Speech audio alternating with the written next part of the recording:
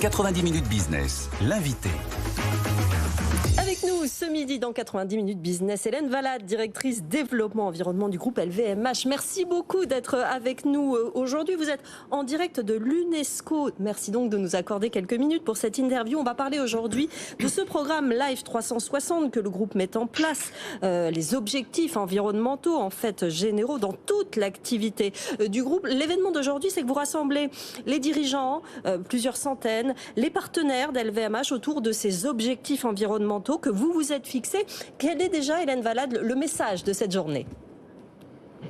Merci beaucoup d'abord de votre invitation parce que c'est en effet un plaisir de pouvoir parler de cette journée qui rassemble, comme vous le dites, l'ensemble de nos partenaires externes et bien sûr l'ensemble des maisons pour faire le point sur la première étape de notre programme Life 360 qui avait des objectifs à échéance 2023.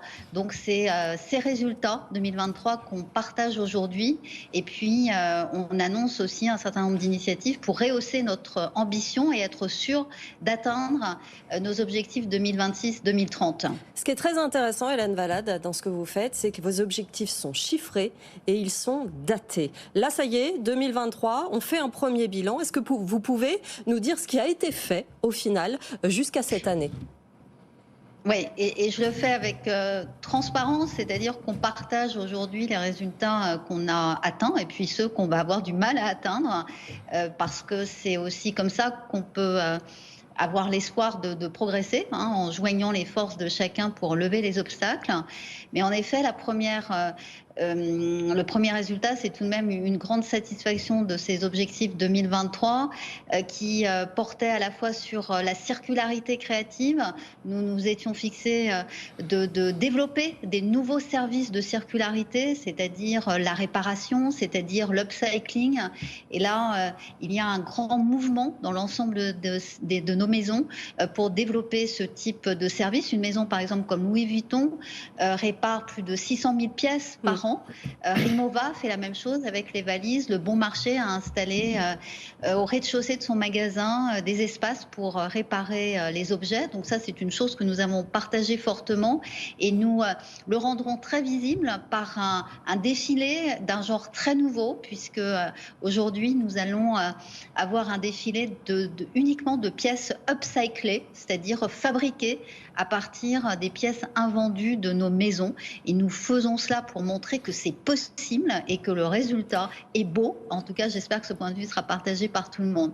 Deuxième type de résultat que nous annonçons aujourd'hui, c'est aussi d'avoir avancé assez fortement sur la question de la traçabilité. Vous savez que la traçabilité de nos chaînes d'approvisionnement, c'est un enjeu majeur pour nous de savoir d'où viennent nos produits, de savoir quel a été leur voyage sur toute la chaîne jusqu'à la boutique. Et donc pour ça, il faut développer un certain nombre d'outils un peu techniques et puis embarquer avec nous les fournisseurs pour être capable de retracer le voyage d'une matière première. Et là aussi, nous sommes, si je peux me permettre l'expression, dans les clous de ce que nous avions prévu. Et puis enfin, sur le climat, nous avions comme objectif d'ici 2023 d'avoir annoncé une politique de réduction de l'empreinte carbone de l'IT. Et c'est chose faite avec un objectif qui a été annoncé par ce département aujourd'hui. Et on avait aussi comme objectif d'avoir doté toutes nos boutiques, les 5000 boutiques que nous avons dans le monde, de compteurs électriques. Là, on ne sera pas au rendez-vous de ce rendez-vous, on est un peu en retard, mais on compte beaucoup sur, en effet, les partenariats que nous avons conclus avec les malls, c'est-à-dire les centres commerciaux en Chine. Il y a quelques semaines, aux États arabes unis et puis également aux États-Unis. Ce sont des alliances qui nous permettent d'avancer plus vite pour améliorer l'empreinte environnementale des boutiques. Et dernière chose annoncée aujourd'hui, c'est qui correspond au fond aussi à cet engagement que nous étions fixés, c'est la création de Life Academy, qui est un centre de formation propre à LVMH pour pousser plus loin que la sensibilisation, mais vraiment apporter les compétences nécessaires. Par exemple, l'éco-conception, comment ça marche, ainsi que l'annonce d'un centre de recherche qui s'appelle Gaïa et qui va être dédié à la recherche sur les matériaux alternatifs dont on a besoin pour améliorer l'empreinte de nos produits. C'est intéressant parce que ça se situe vraiment à tous les niveaux, toutes les strates de l'entreprise et du groupe. Question de Jean-Marc Daniel. Jean-Marc. Oui, vous avez énoncé un certain nombre d'objectifs qui vont depuis le réchauffement climatique, les fournisseurs et tout ça. Est-ce que vous faites une hiérarchie parce que est-ce que vous changez de fournisseur de façon à préserver la biodiversité? Est-ce que vous allez faire des produits qui consomment moins de cuir? Est-ce que vous êtes sur tous les fronts ou est-ce qu'il y a quand même des choses sur lesquelles vous insistez particulièrement? Puis la deuxième question, c'est est-ce que le consommateur va s'y retrouver non seulement en termes d'amélioration du service, mais aussi en termes de prix? Est-ce que ça va avoir des conséquences sur les prix que vous pratiquez? Hélène Valade. Alors, il y a une priorisation dans la mesure où nous avons des objectifs qui sont scandés dans le temps. 2023, 2026, 2030, et que 4 enjeux nous semblent très pertinents au regard de la nature de nos métiers, et c'est cela qu'on a mis en avant, et c'est vrai que c'est avec la même force que nous travaillons dessus. La circularité, comme je vous l'ai dit, parce qu'elle permet de protéger derrière les ressources naturelles, la biodiversité qui est probablement l'enjeu le plus pertinent pour LVMH, et notre objectif c'est de rendre à la nature ce qu'on lui empruntons. Et pour cela, nous avons développé des pratiques d'agriculture régénératrice qui permettent de reconstituer en fait la qualité du sol et donc de mieux stocker le carbone dans nos chaînes d'approvisionnement et puis un peu partout dans le monde, avec d'ailleurs beaucoup d'enthousiasme parce que contrairement au climat, quand on touche à l'agriculture et à la biodiversité, on a des résultats assez vite et c'est plutôt encourageant pour continuer.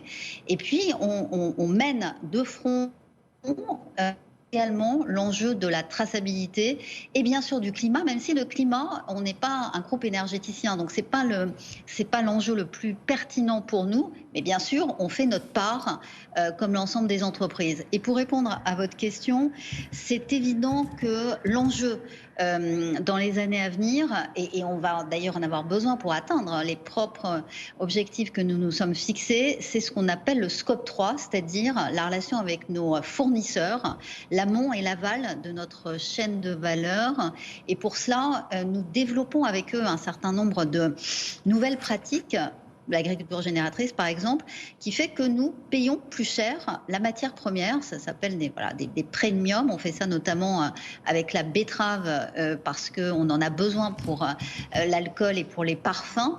Et on pousse des pratiques d'agriculture régénératrice dans la culture de la betterave sur un certain nombre d'hectares en France. Et donc voilà, on paye évidemment ces expérimentations, mais on considère que c'est comme ça que l'on peut avancer. Il y a beaucoup de choses aujourd'hui à tester.